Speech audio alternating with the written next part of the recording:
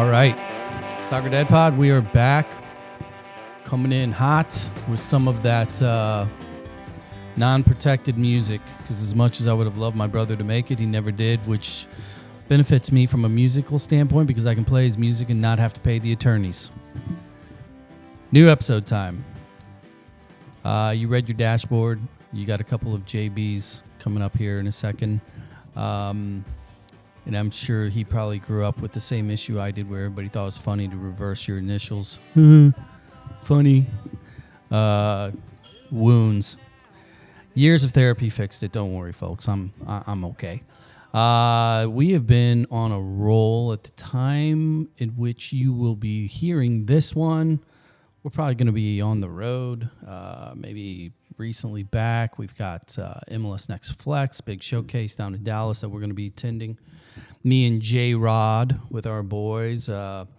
Zach's graduated. Zach is probably, while we were in Dallas, and I'm speaking in the future tense here, he was probably curled up in a ball on his couch crying, missing out on the VRBO and the late nights, and because now his kid, he's gone, freshman in college, so he's got other problems. He's probably crying about the tuition. Just kidding, Zach. I know what the deal was. We've been rolling a few out here, and the last one prior to this conversation, if you missed it, go back, because as a kid growing up in the 80s and 90s playing the game, 94 was a magical year for U.S. soccer in general. Number one, we hosted the World Cup. For me, I was a freshman in college, going to be a sophomore, and watching that team, and there were so many names on there that were just kind of like idols. Well, one of those names was, kind enough to join us all the way from Deutschland. Mr. Thomas Dooley was jumped on last episode. He talked about his whole pathway, which would be kind of like a little bit of an overlap leading into today's conversation. Because little did I know, and probably most people, now you do know, but go and listen to him tell the story. When he was 18 years old, he was in the 13th division in Germany. So to put that in American terms, that means you picked up a flat ball, went in the street, nobody came to play with you, and that's what league you were in. That's what league he was in. And then a few years, short years later, grinded his way up to the third division, then the second division, then he made it to the first division, then he won the National Cup, and then he was in the conversation for the German national team. Hit a few road bumps in the form of injuries, and then because of his father being American, a lucky introduction resulted in a phone call that led to the rest is history, so they say. Go check out the conversation. Super cool. But really one of those that kind of is an overlap for any kid that's going through the process, has a dream. He lays it out. I mean, it's almost like a cheat sheet on, what you can potentially do to at least quantify your dreams and find a way to make them happen. So it was a fun episode. Go back, give it a listen, like, review, follow, share, all that stuff. Super appreciated. Also, given that it's springtime, we have been, in the past, we've mentioned it. If you have a kid that is in the process of getting ready, say they're a sophomore getting ready for June 15th and they're waiting for all those phone calls, number one, prepare yourself because the phones are ringing slower these days. It's just the nature of the beast. Number two, you got to be more prepared. You got to be really well prepared, organized, and you got to have data that matters. And we personally, we use Choose It Right. ChooseItRight.com under the Soccer Dad. I'll put a link in the notes. It makes it easy for you. Put in all the info. Put your kids' grades, profile, links. It's got all the database for the coaches and their contact info. It's just it helps you through the process. So this is the time of year most people start to think about it. So I figured I would throw that out there.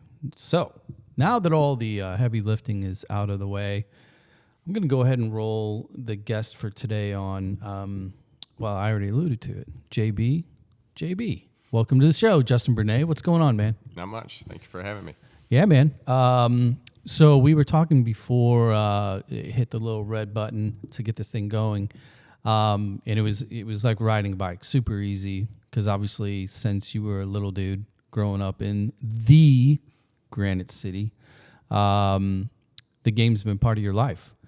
So let's go ahead and, like I like to say, put a pin in the map a little bit. Quick background, I just mentioned you grew up in Granite City. Played the game. What club were you with? How was your high school years? Let's work through this a little bit up to so that we can get into your coaching career currently. Yep. Born and raised in Granite City.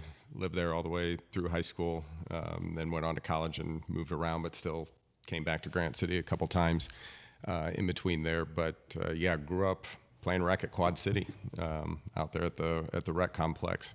Good times. I think C.D. Peters Goldbusters was my first rec club. Illinois American was our rival. That was a couple of my buddies were on that. My buddies now. Wasn't that Mendenhall? Mm-hmm. Yeah. Mark Mendenhall was a good buddy of mine. His dad coached it along with Bob McMillan. Yeah. He was Justin McMillan's dad. So grew up that, and then eventually a few of those rec teams came and formed what was going to be an Elks team, but ended up being a Eagles team. We kind of split off and took like the kids in our age group that were select and played that for a while. That's so funny, man, because I've tried to explain to people, when people ask me about my hometown, there's a lot of things that you can talk about that they look at you like, are you serious, right? One of them that I always like to talk about was the role that the social clubs played in town. Now, look, everybody in America knows what a VFW post is, right? But Granite City was lucky enough, privileged, honored to not only have a VFW. In fact, I think we had like two. But we had an Elks, which was a club sponsor. We had the Eagles, which was a club sponsor. Moose. I didn't see a lot of teams that were the Moose. Not so much Moose. But you guys were the Eagles. So let's have a little fun. Did you guys ever go to the hall as little kids, and then the parents said, "Here's your dimes or quarters. Go play, and we're gonna do our quote adult thing"? Yeah. No, didn't have that kind of weekly social thing. That was, I guess, for my dad's softball team out at Smokey Joe's when I would hang out there on a Friday night. So I got that through. But no, we definitely had our end of the year banquet or two for those couple years that we were the Eagles down in the basement of the Eagles Lounge. Eventually, we did become the Elks later in high school. High school. No, this will kind of bring everybody up to speed. Most of our listeners, especially listeners here in the St. Louis area, know the story, know the legend that is Gene Baker, Coach Gene Baker. Talk about high school for yourself, because you were part of a group of players that was special in a lot of people's eyes. The numbers didn't lie. Wasn't able to lift that, get that final win at the end of the year. But for all intent and purposes, and the statistics don't lie, some great teams. Can you talk about your own experience as a player with those players and having Gene Baker as your head coach? Yeah. I guess just a little before I get to that, the first experience or some memorable experiences with Granite City High School was definitely watching in middle school right before I was going to become high school, and just that was it, right? So club was club, Eagles, Elks. You wanted to play for Granite City High School, and watching the Tournament of Champions, the penalty kick shootout, Tim Henson making a couple saves, running out onto the field. That was Granite City High School, and so experiencing that in 7th and 8th, I was ready and wanted to just be part of it once I came into my high school years. I've tried to explain to people, because high school soccer in St. Louis is a big, big deal, always has been. And there are rivalries, and there are games, whether it's in the middle of the season, say CBC versus DeSmet, or SLU versus Vianney, or Ladue versus Clayton, whatever it is. There's always a good turnout. The student population is there, and then you get to the playoffs, and there's a splattering of maybe a KC team here or there, and everybody's at soccer park and has a vibe. But I've never seen anything like what I personally witnessed, experienced, and being on the field at the Tournament of Champions. And now that you're a head coach, can you take a second and talk about what it was and why it was so magical? Yeah, it was magical. I mean, and Bake had a way of doing some things. The Midnight Madness, starting midnight practices, charging people to come in and watch us puke. Slide up a little closer there, if you don't mind. There we go. Charging people to pay to watch us throw up yeah, in fitness. Yeah, midnight practice. You know, but it was a tradition, right? It got the season going. The Tournament of Champions, where he brought all those St. Louis schools in to play, 3 or 4 games in a tournament style during the week. College coaches would come watch it. Again, high school was a different time then, but he made it special by including those traditional events, and he was just carrying on for, doing things years before that. And so, to still be on a team that, my junior year got to state, I was fortunate enough to experience that. But even those games when you fell short, whether it was getting knocked out to Collinsville or Edwardsville in our case, it was still meaningful, in the crowds and just the following felt a little more. I do think we get to that point now, experience in high school. I think eventually we get that to playoff time. More people start paying attention. But I felt like it was pretty much day in and day out we had a following. So talk a little bit about, as you look back, because now you've been coaching virtually your whole life since you personally quit playing, at collegiate level. I mean, you played after that, indoor, a lot of other experiences. But from a coaching perspective, when you think back to your high school years playing under a coach like Gene Baker, can you think of maybe one or two things that, maybe it was a style of coaching, maybe it was a particular drill or approach or mind trick, whatever we want to call it. What are some of the things that you took away from that experience as a player under a legend and have applied to your own process? Yep. I think one, just the amount of discipline, not only that he had for himself, but that he demanded out of his players. So attention to detail, doing the right things both on and off the field, and that bleeding over into just an insatiable work ethic when it came to time to roll the ball out and play. I think too, and I'm still working on trying to develop this, but he had a very good ability to make sure that each kid knew their individual role within the whole team format. So you were very clear on what you were supposed to do in your position, certain times of the game, and he really gave you that guidance that gave you the more confidence to be able to execute. And his ability to do that through all players that were on the field and even the ones coming in off the bench is something that I try to take with me for sure. Mind trick. I'm sure he had a few. One that stands out was I hit the penalty kicks my senior year, and he always said, "I'll tell you which way to go." I said, "Okay," and I ended up in I think it was Alton Marquette, and we got 3 penalties in one game. Here I was like, well, he'll have maybe by the second one he'll have somebody else shoot it. He didn't. Here comes the third one.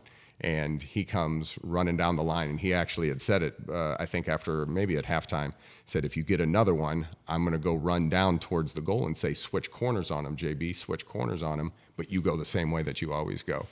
And sure enough, we ended up getting a third penalty, and he goes running down the sideline, switch corners on him, switch corners on him. It's almost making me a little more nervous too. And then I'm like, oh, I didn't hit it. I hit it to the side I normally go, not as well, but it still goes in. And I don't know, just the foresight for him to maybe anticipate that is that level of detail that he has, that he was special in that regard. So I think about this theme a lot when it comes to coaching today in teams and styles in general, where we talk about it often on the show, where there's a super emphasis on player development, individual skills, the showmanship of a kid, the creativity and their individual desires. And a lot of those things tend to look and or fall outside the realm of kind of the team environment. And you kind of nailed it, and I totally agree.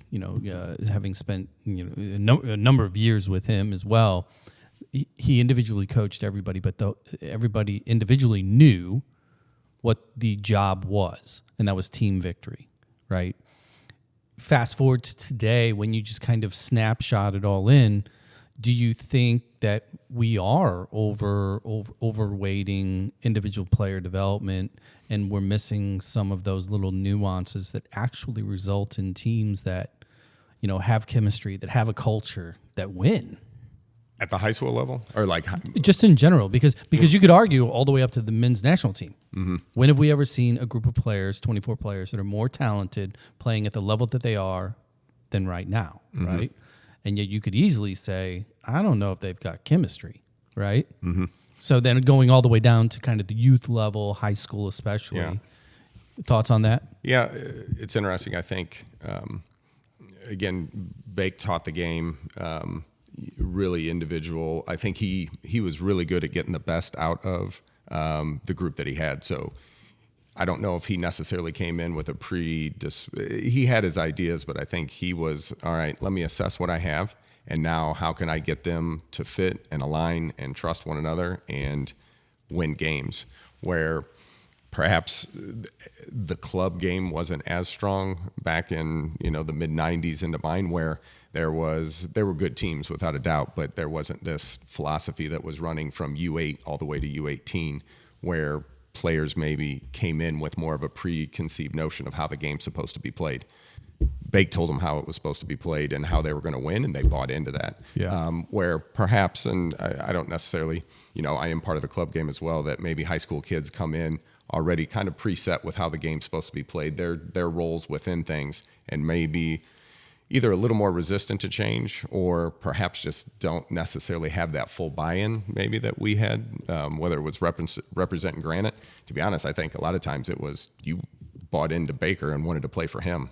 Yes, Granite City was part of that, but he was Granite. Yeah, it's hard to deny a guy when a coach is yelling at you, this is what I want you to do, and over his shoulder is 10 state championships. Mm-hmm. You're like, okay, I think I get it. Yeah. So let's talk a little bit about your own personal experience then as a player. You obviously went on to play in college. Talk about, the number one, the dream to do so. Was it always part of the plan? Number two, your own process. Because back then we didn't have Instagram. We didn't have the choose it rights of the world. There, agents were, are you kidding? Yeah. And a lot of our parents, while they might have known the game, they didn't know how to transact. There was Baker, there was a small network, and then there was whatever the individual student/player would do. What was your process? What did that look like?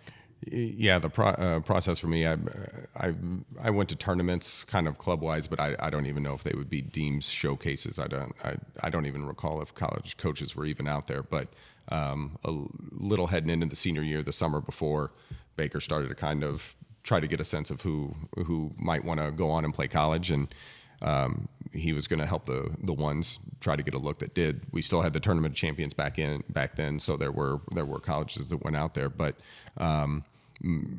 my recruiting journey was one of two choices, and there were good choices. So Tim Strange at McKendree, he was coaching the men's at the time. They were NAI. They recruited me, so I heavily considered that. I think he had just gotten Sean Lakatos, who was probably Chad Wozniak's age and around there. A year younger than me, He was playing there, so he was talking to me like, hey, you ought to come. But then there was, as I was talking to them, then Bake called me out of class one day, middle of the day, and introduced me. All of a sudden, there was this 6'4" coach named John Hannon, and he coached at Northeastern Illinois University, which was Division I up in Chicago, just inside the city limits. A newer program. I think they had only been a program maybe 2 or 3 years, so it was going to be a bit of a project. But I was interested enough, went up there for a visit, looked around the school, liked the idea of being in the city, and ended up choosing that for my freshman year. So it was good. Enjoyed the kids, enjoyed the experience. The team was just still trying to get on its feet, and we were playing the Western Illinois, Eastern Illinois. Went down and played Florida Atlantic. That was an experience. But we were competitive. I played almost all the time, so I enjoyed it. But at mid-semester, John decided to leave and go take a full-time job with the Chicago Magic at the time. And so the freshmen that he had brought in, the 5 freshmen, decided to go ahead and transfer. And so I came back to SIU and played under Ed Hunnicky and finished my 3 years out there. This summer, serve up the Cookout Classics, Oscar Mayer hot dogs and Heinz mustard. Grill up a dog, add classic yellow mustard, or loaded Chicago style. We all know it's not a cookout without Oscar Mayer and Heinz. So talk about that transfer, because all players that grow up in St. Louis, especially in those generations. SLU is arguably the one that everybody's like, oh my God, yeah, I would love an offer to go play for SLU. But SIUE was extremely relevant. It had a history, had the pedigree, the pipeline of players. I had Coach Haneke on not too long ago, and he always joked. He's like, this program is one of the easiest programs in the nation because when you want to recruit, all you got to do is go 10 minutes in any direction, and you're going to find players. So when you did decide to go back, you saw familiar faces. There was, metro area guys that were on that team. What was the goal? What was the plan? Did you, from a soccer perspective, was it just to stay competitive, or was there another flame burning that, to leave a program that is a Division I program, whether it's struggling or not, that means you want something? What did you want out of that experience? I think out of that experience, I wanted to continue to develop and play and compete. I wanted to win games for sure. SIU was D2 at the time, but a very competitive D2. Mm-hmm. So, and I did know Metro guys. So there was guys from Collinsville, there was guys from St. Louis, there was Jason Maxfield from Granite City was on the team at the time. So there was that comfort level, and I just wanted to, at that time, go to school, continue to play, continue to develop. I didn't really have any aspirations of like pro or anything like that. I just wanted to continue to get something out of the game that I had put so much into my entire life. I don't even know if I had coaching aspirations then. At that point, you're just wanting to play, just play. And so that's really what drove it. Was in some ways I wanted to be a little closer to home, and it was comfortable. It was nice having that experience where I'm a brand new kid and no one I know, at the time, to one that's a little bit more familiar and comfortable. Post playing, and we won't get into indoor. We don't need to talk about indoor. Coaching, when was it? You just mentioned that you weren't thinking about it at the time of being a player and being at SIUE, but you moved into it fairly rapidly. Why? Where did you go? And maybe who was your mentor? Out of the gate as a coach. Yep. So finished playing, and probably within finished playing, that fall season, finished up, was going to school that spring. I was still, even after playing, going to have another semester of school, but not even sure how I got connected with it, but Dave Fernandez and Dale Shilley at Metro FC at the time started a club. I started working summer camps. It was called Touch on the Ball soccer camps at that time. Mm-hmm. And so started working a series of soccer camps with Dave and Dale. We were kind of a road show. We didn't have like our own location, and we'd go down to Carbondale, we'd go to Field and O'Fallon, we'd have it in Edwardsville. And so really liked coaching youth and working with Dave and Dale. And they, after a couple camps, were like, well, would you want to coach a team for us, like a younger team, come the next fall, season? And I said, sure. So they gave me 2 U10 boys teams, and that was kind of the start of it. So I started under Dale and Dave at a club that eventually obviously morphed into Metro United and then eventually Gallagher. But I started in the Metro FC days. So let's talk about the early days, and and maybe kind of create a description as to how you would describe the club scene at that point, because we're talking about, if my math's right, early 2000s, mm-hmm. right? The DA wasn't around yet. MLS academies were really kind of not a thing. Mm-hmm. You still had certain, quote, super clubs. Chicago Magic turned into Chicago Sockers. You had, obviously Scott Gallagher on the west side, and the Strikers out in California. So those clubs did exist. But the general landscape was, it felt as if it was kind of that first iteration of transferring out of the community club, mm-hmm. Like what we grew up with, which was just a really short period of time previously. The Elks, the Eagles, things like that, where everybody you stay in your town, right? Mm-hmm. And that's what you do. The early iteration, what pros and cons of that era of club soccer, in your opinion, kind of compared to what you grew up with, where there wasn't a lot of mobility, to now where it's all about mobility? Yeah. I think it was that transitional moment. So while while we would still have some clubs and teams around us that still were more of that community model, at least on this side of the river, all of a sudden we're picking kids up from Carbondale, kids from Springfield are driving in, Cape Girardeau are starting to come in. And so in those early days, we would have the better ones from mostly the Metro East area. But then once we started picking from further down in Southern Illinois, some even from Central Illinois going in, it definitely improved our team. So, and we started mostly just to start to see that at the high school age. So while I coached like a U10 boys team with Sam Fink on it, I coached him when he was a younger kid. I would hang around with the high school teams, and they would let me start to kind of like be around it, so I could kind of learn off of Dave and Dale. And yeah, when those kids start to come in, then we were competing at a higher level. So the Magic was still kind of, we were always like, all right, state cup, can we beat the Sockers? Can we beat the Magic? And so, but we started to kind of compete with that, and versus, whether it was the goal was Slicer or SISL, and we kind of grew into that. We had a bigger goal in mind. You can claim innocence if you'd like, but was that kind of the first iteration of coach or poach?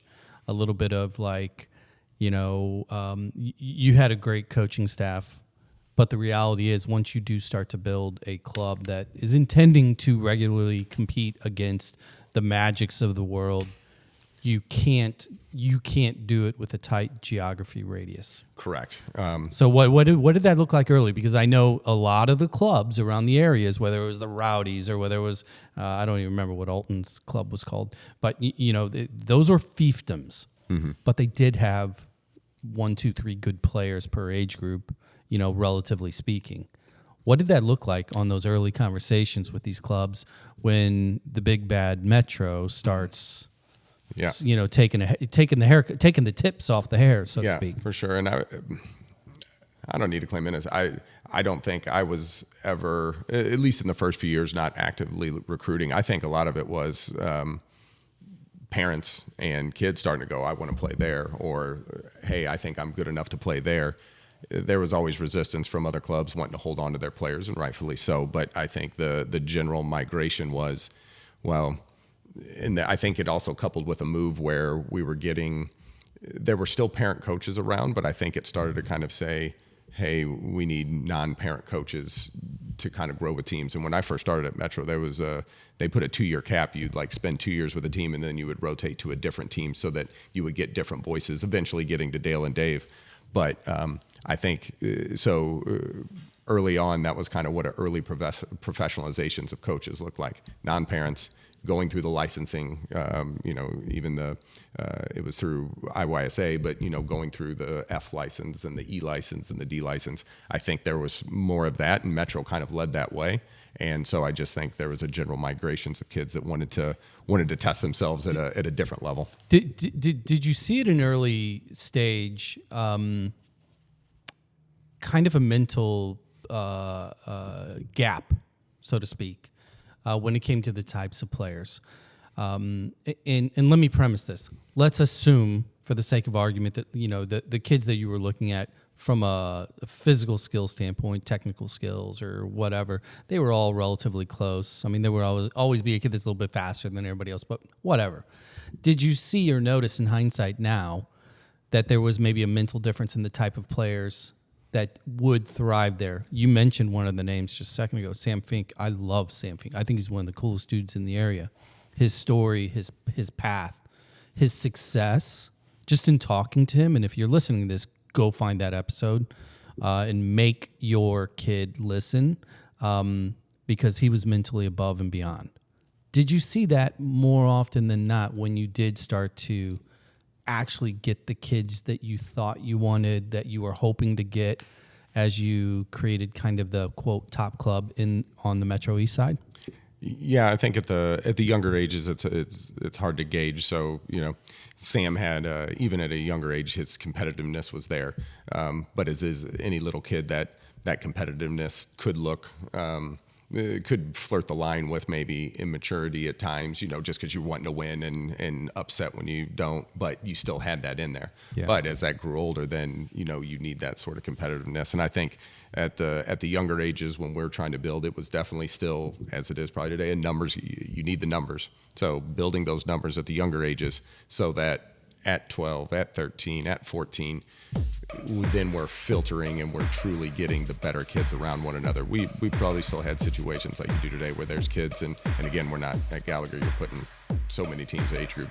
We'd have maybe 2 or 3 at an age group growing younger, still might have them kind of somewhat disparate, and then eventually wanting to put the top kids together a little later. And so, yeah, you could see some of the mindset of the kids that the disparate of immature, mature, a little more competitive, just there for that kind of thing. But eventually, once you got to those top kids, the majority of them were on the same page. Let me ask you one more question, then we're going to take a quick break, and I want to overlap exactly what we're talking about, and I want you to pull into the history banks from your own playing experience and some of the kids that you played with. The it factor.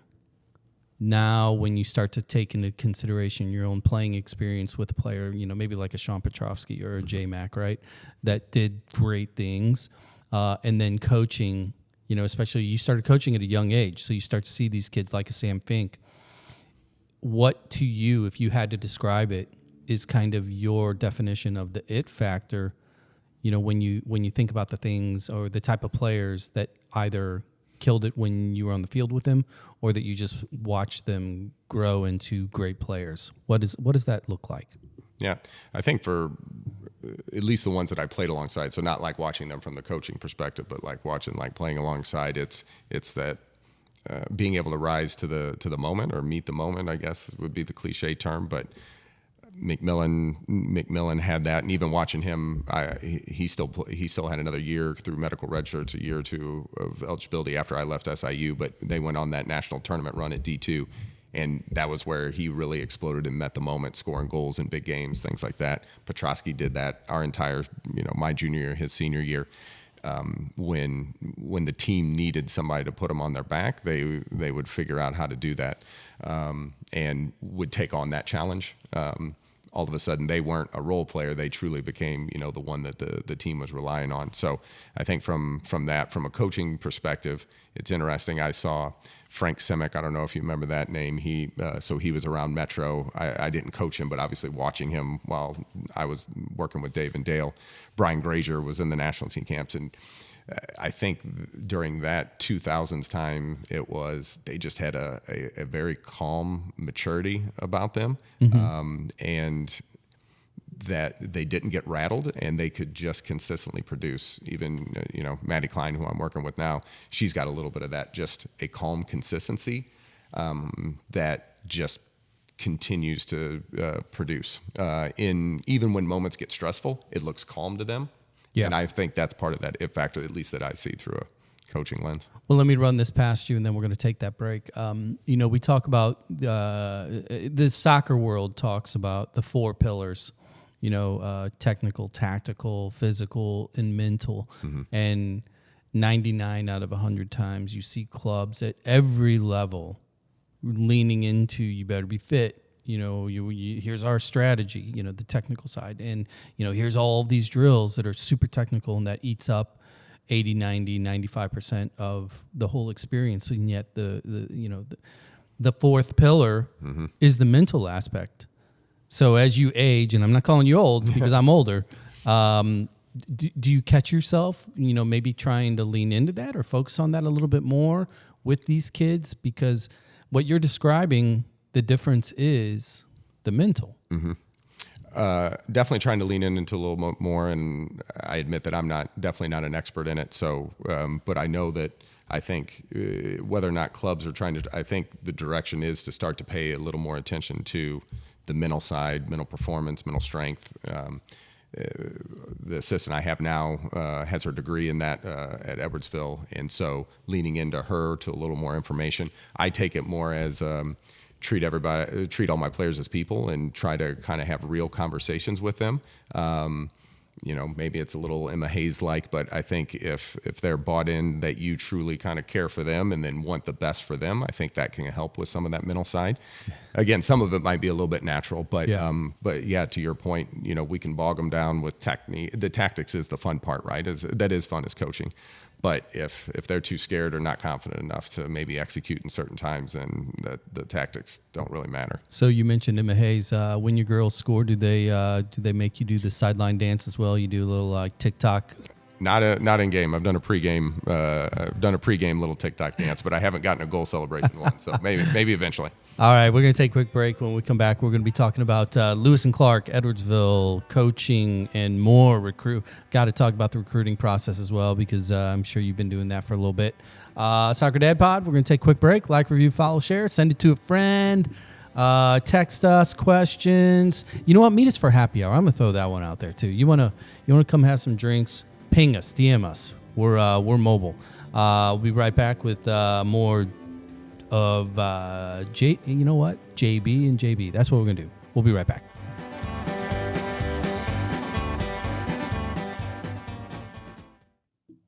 Pre-College Development Academy is live right here in St. Louis, a strategic program for high school grads that are looking to take the next step in their playing career, but are either not quite ready for the leap or are not satisfied with their options.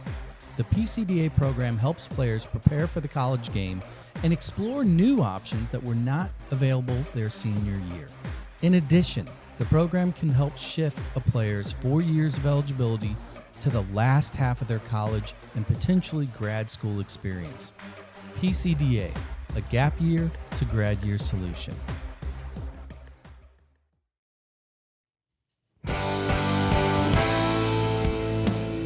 All right, we're back. Quick break. Coming in with some more tunes from the Lou via, I want to say Manchester. Not 100% certain. I'm probably wrong on that one. Ozzy Osbourne, Changes. Ozzy's from England, by the way. Singer's Elliot Pearson. He's a Lou kid. Changes. Anyway, that's my music. That's your music tidbit of the day. Check it out. Go over to Spotify. Elliot Pearson in the Passing Lane. Changes. Sitting here with JB. I'm JB. Justin Bernaix.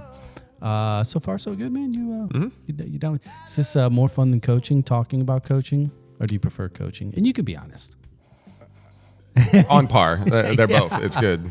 I do that more often. This is a cool experience. So but this is fun. That's a very Swiss answer there. Neutral. Let's shift it up a little bit. I alluded to the second half. What I'd like to get into. Let's talk about the current roles, plural. You're coaching, still coaching. You're out of the club world a little bit. I'm sure you're still close to it. But you've got 2 titles, basically, one in the spring, one in the fall. Let's talk about your spring, the current job. You are head coach, Edwardsville Girls High School program, correct? Correct. And then in the fall, you coach for Lewis and Clark? Yes. Girls as well? Yeah, Lewis and Clark women's. So they graduate once to get there. So yeah, I said 18. My bad. So first things first, let's talk about the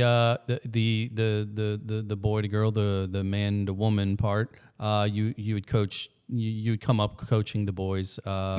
The transition to the girls. How long ago was that kind of a focus? I don't know if I remember the years. It was probably a little bit towards. I started probably when we went to Metro United. So Metro FC was boys. Metro United started to probably have a couple teams of each.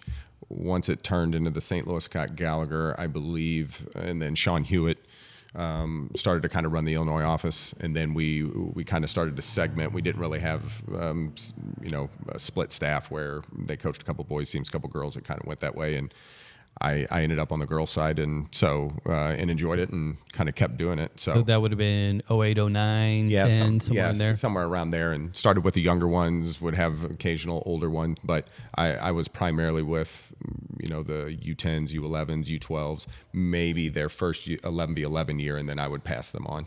So soccer is soccer. It's 2 feet in a ball. But did you notice a difference? Did you have any kind of a learning curve when it came to coaching girls over coaching boys, or again, was it just the game for you? It was a little bit of the game, but what I found, especially working with the younger girls, was compared to the boys, was just a little bit of level of attentiveness and less less messing around, a little more focused. So, even at the youngest ages, it was sometimes less trying to get them all in line to, they just would listen more, would try to maybe implement some of the things. And it wasn't just kind of like, all of a sudden China cabinet. So you're saying girls are more mature than boys at a younger on par? age. Yeah. At a younger age. At a younger age. Yeah. Well, I might ask my wife. It probably still is the case. But no, it was still very much the same. You still had the same demands as far as how you wanted them to play or how you wanted them to develop skill. But I enjoyed working with the younger girls. I enjoyed trying to develop them on the 9v9, 8v8, even for probably a little bit, but 9v9, and then passing them on to the 11v11. So let's talk about the high school team. Kind of accumulating some of the themes and items we've talked about up to this point. You've got a mix of players. You got a blend of players, not only from a class standpoint, freshman, sophomore, junior, senior, et cetera, but you also you get them for this 2.5, 3 month window in which all of them probably farm out amongst 4, 5, 6, 7 different clubs. Can you talk about some of the strategy and or the struggle that is, getting them into that first day of preseason and trying to figure out, what do you got? Because it's, most of the players, but every single year it's different. They're all growing, getting faster, bigger, stronger. They also are coached by a multitude of different individuals with a whole load of different theories. Mm-hmm. What's your approach when you get into preseason to try and make a team? Yep. So, and this was year one, so it'll still be an ongoing process. But I was fairly familiar when I took the job. I was fairly familiar of most of the girls that would be coming in. Obviously, there was a pockets of girls that I was less familiar with. But the first few weeks were just trying to assess maybe how they were in, not even only on the ball, but maybe on the ball under pressure, and how they would just kind of interact and try to make an impact on one another, within the game. So were they kind of hiding out and just kind of wanting to just pass and keep things moving, or who were the ones that were trying to score goals, trying to take players on, trying to get near other players to try to create, and who were the ones that were willing to defend and not willing to lose in certain little small-sided games and things like that. So trying to kind of assess that was goal one, and then always on the eye of trying to figure out, okay, you might be a center back, you might be a midfielder, you might be a winger or a forward most of the time, but all right, now I'm looking at the varsity team. How do we get the best 11, 12, 13, and maybe have to move some comfortable positions around in order to get the best team that we can? So the typical, take analysis on high school soccer today, and I will agree with this because I've watched probably more in the past 2 years than I have in the previous 20, and I love it, as I stated before we jumped on, is that it is way more of an athletic game now. Sometimes tactics really show themselves most of the time. It's kind of buried within the athleticism and the competitive nature of the games. You can usually see within the first 5, 6, 7 minutes, once everybody's touched the ball, you're like, okay, that's the player, he. Mm-hmm. They're a good soccer player, and then there's soccer players that are really good athletes. Mm-hmm. When it comes to that player, though, maybe quote the best player, and I hate using that term, within the high school game here, your first season, where are you finding the value or the importance to have a good to great player? Is that your 9? Is that your 10? Are they the general in the middle? Is it somebody in back that's mature, keeping everybody in front of them organized?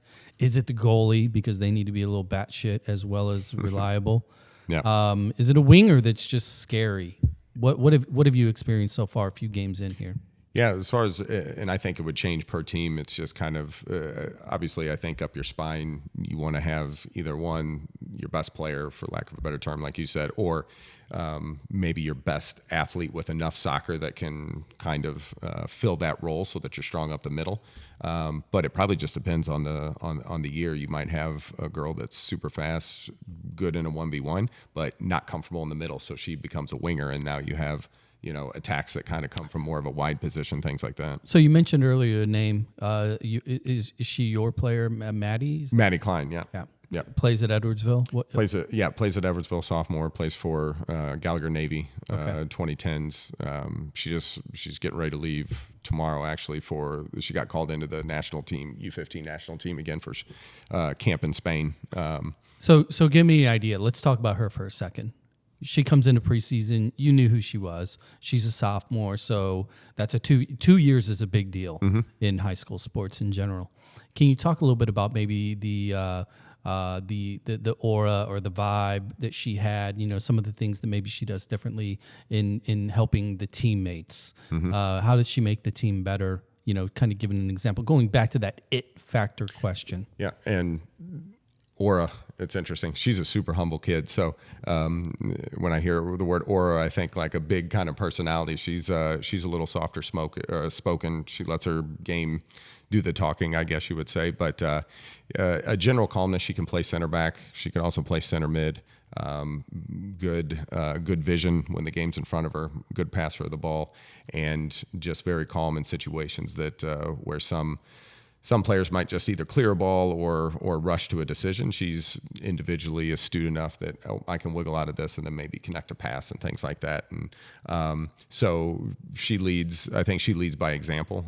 We have maybe one or two others that might take on more of that vocal, sort of inspirational leader thing, but she's definitely one that leads by example.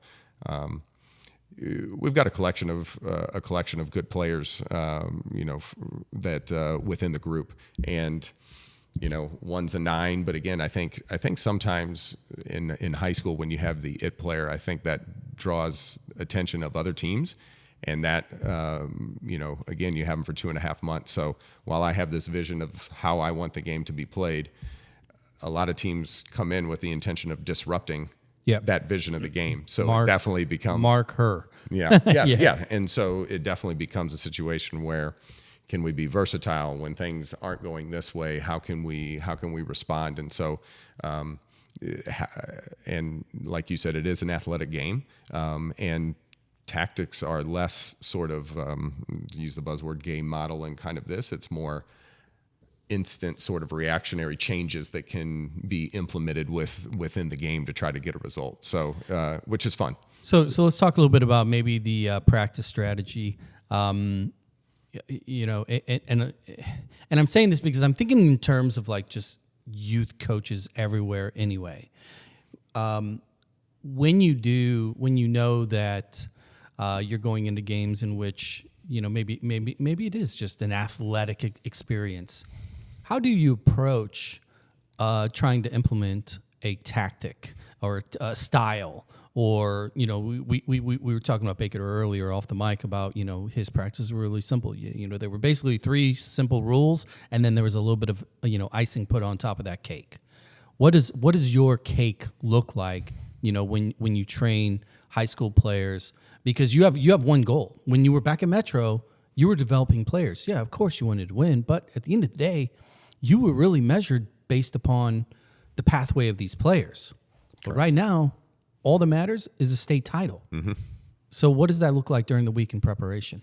Yeah. So, and yeah, it is winning. And that's the fun part. And, but it's also, I guess, that balance with trying to stick to your values of, how certain players are capable of playing. So how much leeway are you going to give them to kind of do that and express themselves, but also still maybe change the way they play enough, whether it's becoming more direct or more athletic to impact a game. So, and I will say, training wise, when you're playing 2 games a week, maybe even a 3, that training in between definitely becomes a little bit more micro focused on whether sometimes it's like restarts, or if we scout the other team, know they're good on restarts, then we need reps at trying to clear corners or trying to make sure that we don't lose markers on services that are coming in.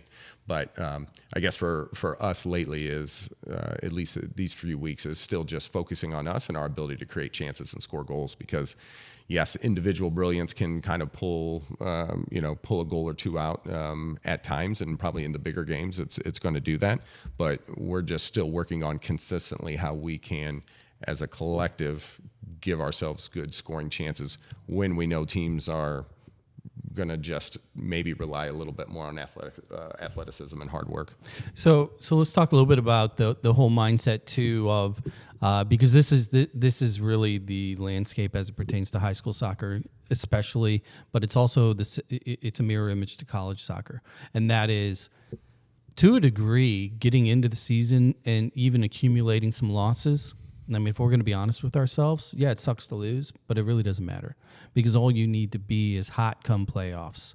So have you already started to think about, like, here's the question. Are you willing to potentially throw away some games early so that you can figure out what the girls can and can't do, so that you can, get a few wins towards the end, so that once you do hit the playoffs, now you have a team. Now you have a style. Now you have a structure. Yeah. Has that crossed your mind at all? Yeah, and in different ways. I don't know if it's going into that intentionally where, hey, I know this might burn us, but we're going to go down anyway. It's more, hey, we're going to stay true to ourselves and actually maybe look like we're going to get a result. And if certain things don't, okay, well, at least now we know. But it is about getting hot in the playoff time, and the way the Southwest Conference and playoffs are structured, you're likely going to play a team 3 times, and we saw it in our high school. Times.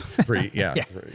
Every year. Did you want to be the team that were 2-0 and then going to play the team in the playoff and potentially have to beat them a third time? No, not necessarily. So there's always that factor when you got to play a team multiple times. When do you want to, do you want to win them all? Is it okay to have a loss and then use that as inspiration? That's kind of obviously where we're at this point. But I'm not bothered by how we've gotten 2 losses, but we've played well in every single game. And so it is about now figuring out how we can be peaking mid-May, which that's the high school game. So let's talk a little bit about the parity too, because growing up, really up until even the last, I would say, 5-10 years or so, on both the girls and the boys side, there were the powers. There were powerhouses, both private and public, that were kind of the usual suspect names over and over and over and over again.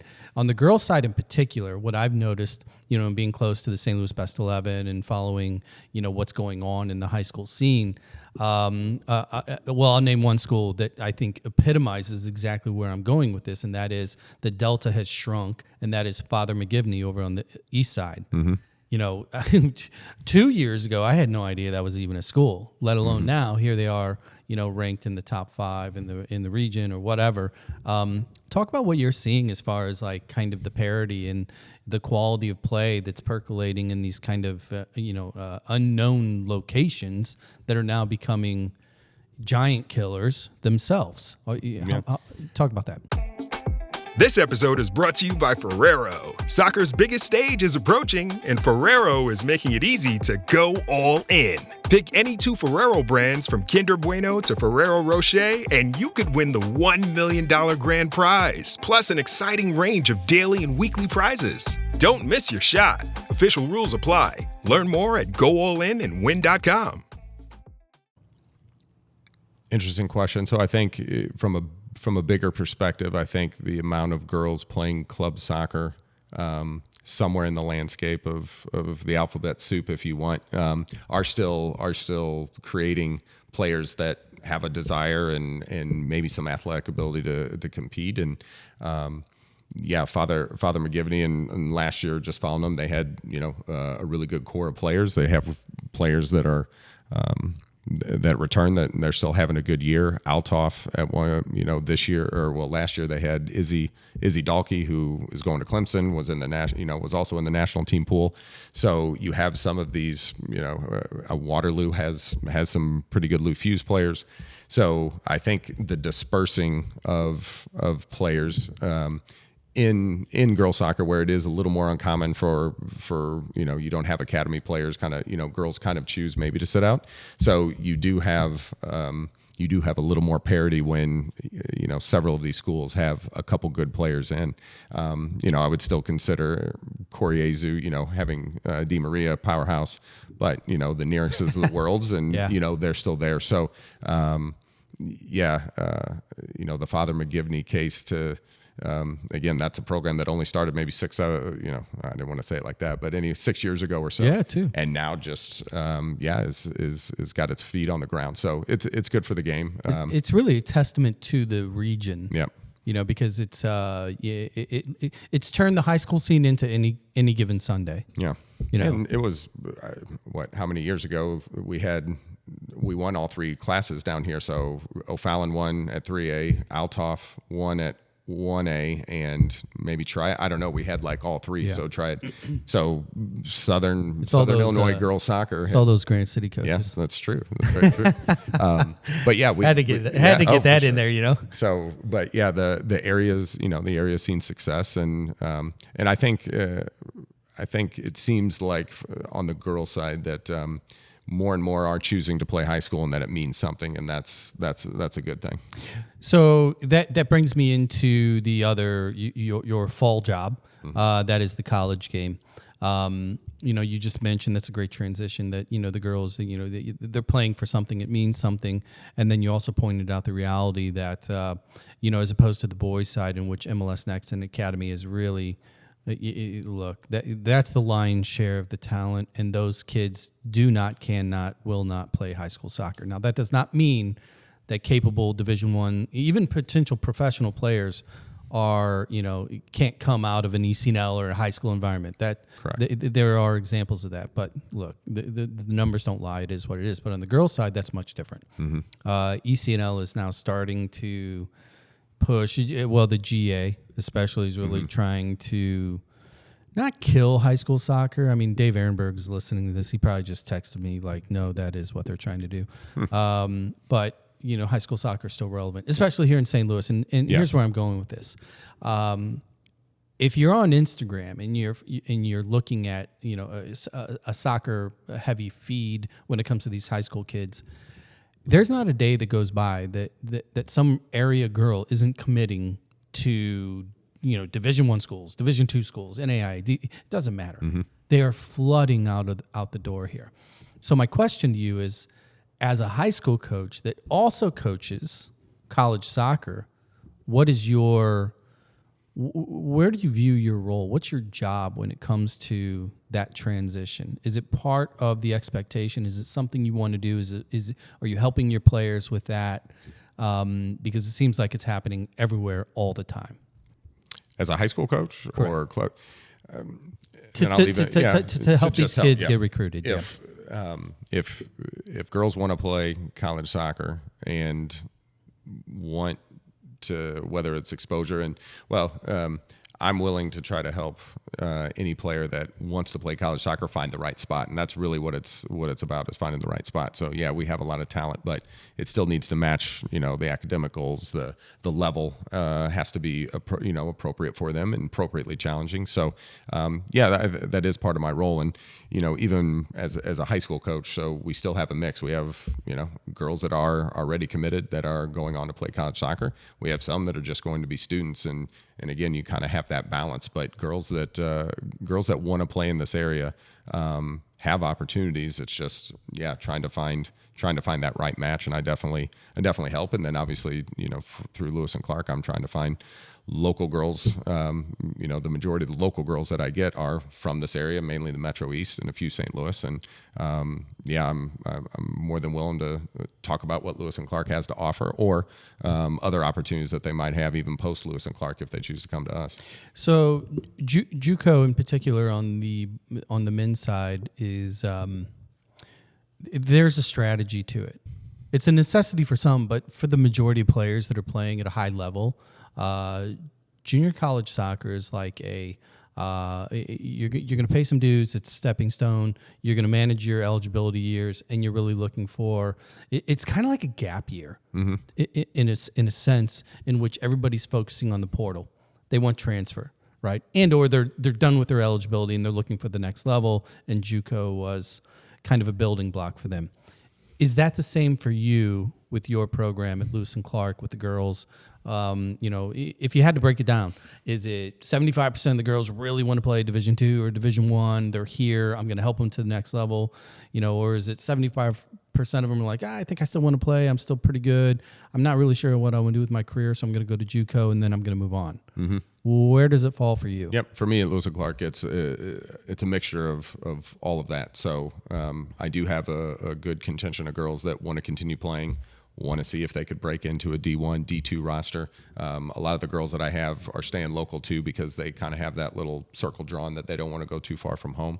And if they want to play, even if it's after me, they might be looking for the schools within that same circle. So the GLVC type range, the Quincy's, the Umsels, the UIS's, the McKendrees, and we have girls that transfer to those places. So, but we also have girls that very good players. We've got a girl from Granite City now, Abby Knight. She just wants to play her 2 years, get her degree that she can go right into a career program and start working. And she's a good player, really good player for us. And we have those as well. And then we have international players. I try to keep a mixed roster that we have some international players, good contingent of local players, and then it's just a really fun mix. But yeah, their goals are aligned for the team, and they want to enjoy the experience and try to win a national championship. But they have maybe varied individual goals as far as what the next step is. But we all realize that we're just a stepping stone. But it doesn't take away, kind of how you were talking earlier. I don't feel like our girls are just continually like here, not enjoying the moment because they're so focused on what's happening next.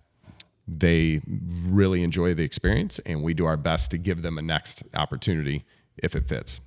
So what does that conversation look like with administration or maybe the AD when it comes to kind of the overall strategy for a program like yours, when from the standpoint of balancing, we need to win, we need good records, we want a conference championship, or we want to compete for a national title versus we need to get some full rate students. Is it an economic thing versus we really want to be known as a great stepping stone for these GLVC clubs, or even further, like if we can get more girls that have D1 qualities but weren't quite ready, and we become a D1 pipeline, we like that moniker as well.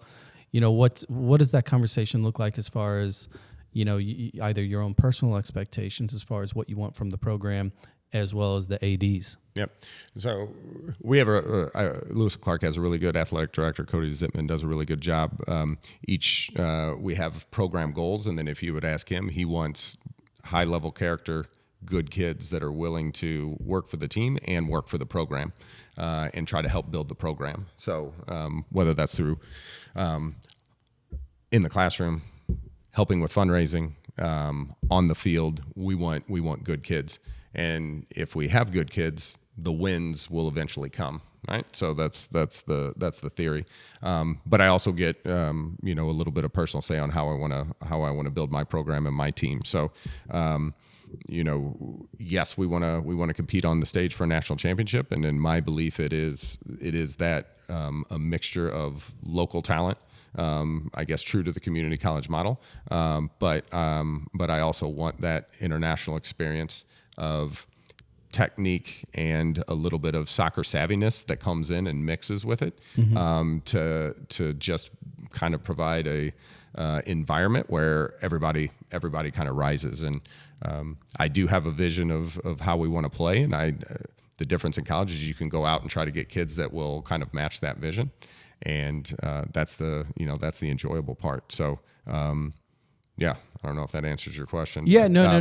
I get a little bit. I mean, all those pressures that you mentioned, they're all there. Yeah. But it doesn't change. We still get kids coming in to buy into that part of the mission as well. Yeah. It's a loaded question. Oh, yeah. Because it's not as if your AD is going to be like, I don't care what our record is. Let's just make good people. No. Yeah. I mean, look. Correct. Records yes. matter. And you've got to put a product on the field that kids want to, other girls want to come to. Or like you said, maybe, maybe I could go to this, D2 school, but right now I'm gonna go here and try to continue to develop, and then sort of either go there eventually, or maybe just go and be a student somewhere. And we get kids that go away and come reverse back to us. I've had plenty of girls that have went somewhere, didn't work out. They didn't enter the portal to go to that next jump. It's no, you know what? I'm going to kind of refocus and get here. Some of them then eventually say, yeah, I do want to continue going and play. Or it's, you know what, one more year, and then I want to enjoy that last year of soccer, and then I'm going to go into the working world. And I take all of that, because as long as they're willing to compete and fight for one another and enjoy the experience, that's good for the team. How important is it for you, and I'm assuming you do, when you bring on or bring in or you're recruiting a player, to have that exact conversation where you can set the precedent and the expectation as far as like, what do you want, Miss X, as a player? Do you want to start? Do you want to win? You want a national championship? Is this a stepping stone? You want to be pro, or do you just want to, get your associate's degree and then go, finish off down the road? Yep. Is that, is it every kid, every time, every year? Because obviously that mindset of all those potential answers can significantly alter or affect kind of the culture of a team.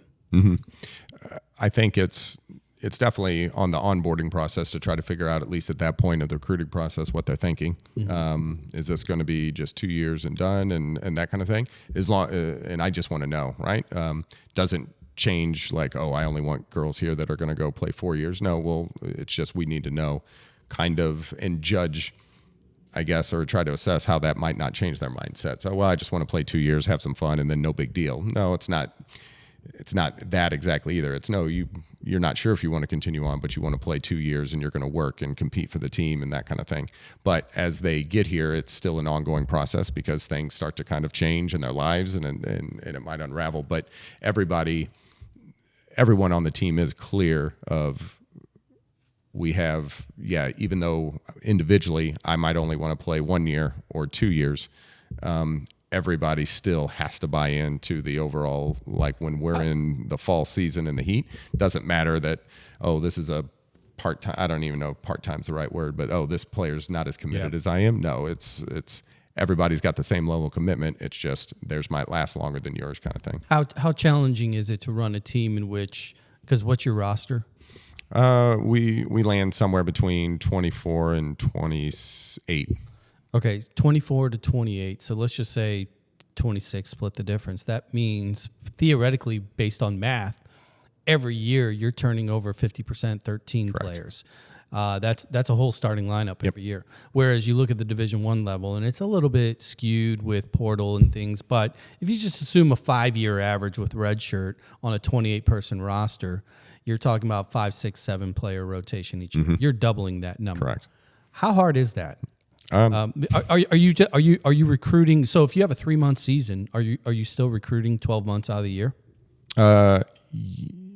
Yeah, I would say in some ways recruiting never stops. However, this will be my 5th season. I've gotten to the point where I was pretty much done much earlier this year, maybe eyeing up that I knew I was going to be coaching in the high school. And so it's just kind of little like one-offs kind of thing there, but it just kind of becomes a part of your normal daily thinking and process, or weekly process. It's just that, all right, who's going to be leaving. Sometimes you end up with surprises that you didn't even know of a little bit later, but you're continually, that roster's revolving. So to answer your question, is it hard? I guess in some ways, but it's still manageable, and I feel that I've got enough bead on the local scene that I can get the players that I want there, and then on the international side, enough trusted contacts that keeps the doors open for them, and these are good kids that come in and